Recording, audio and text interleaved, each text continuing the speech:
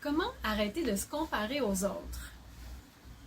Tu vas peut-être me dire, non, non, je fais pas ça, moi, me comparer aux autres.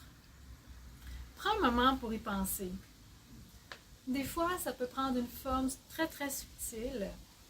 Par exemple, un ami qui te raconte ses dernières vacances si extraordinaires. Ou peut-être juste une image que tu as vue sur les médias sociaux qui t'amène à partir dans ta tête, puis à te demander comment ça se fait que moi, j'y arrive pas. Quand tu fais ça, ben non seulement tu peux te faire du mal, mais tu n'es pas en train de reconnaître ta valeur à toi, tout ce qui est de beau et de bon en toi. Alors, comment arrêter de faire ça? C'est ce dont on va parler aujourd'hui.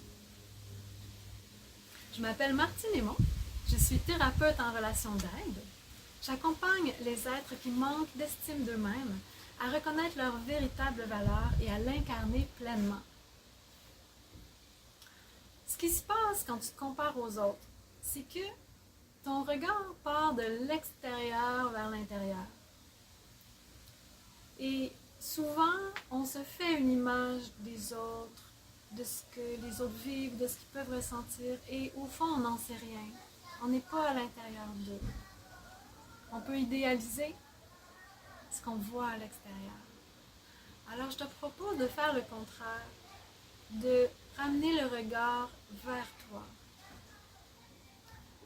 On vit dans un monde qui valorise beaucoup les choses extérieures, comme par exemple l'apparence physique, le statut social, les accomplissements professionnels.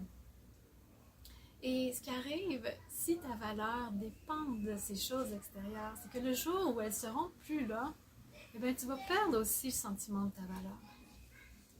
Donc, je ne suis pas en train de te dire de ne pas être fier de ton apparence, si tu as une belle apparence, ou de tes accomplissements professionnels, par exemple, si tu as travaillé fort pour te rendre là. Et je te demande plutôt d'observer d'où est-ce que ça part. Est-ce que tu es à la recherche que les autres te fassent des compliments? Est-ce que tu es dans l'attente que les autres te disent combien tu es extraordinaire pour toutes ces choses-là? Et si c'est le cas, eh bien, tu donnes ton pouvoir aux autres à ce moment-là.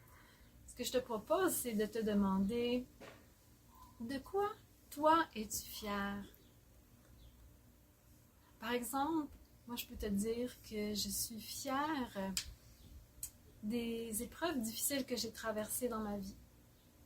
D'abord, je suis fière d'avoir passé à travers et je vois combien j'ai appris à travers ces expériences-là et que ça fait de moi la personne que je suis aujourd'hui.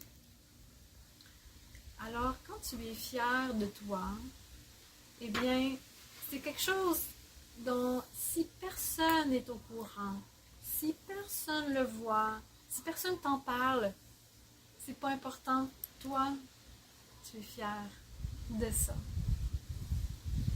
Alors, si tu as besoin d'accompagnement pour aller un petit peu plus en profondeur, voir tes mécanismes par rapport au sentiment de ta valeur, sache que je peux t'aider avec ça. Tu trouveras toutes les informations sur mon site web martineaymon.com. À bientôt!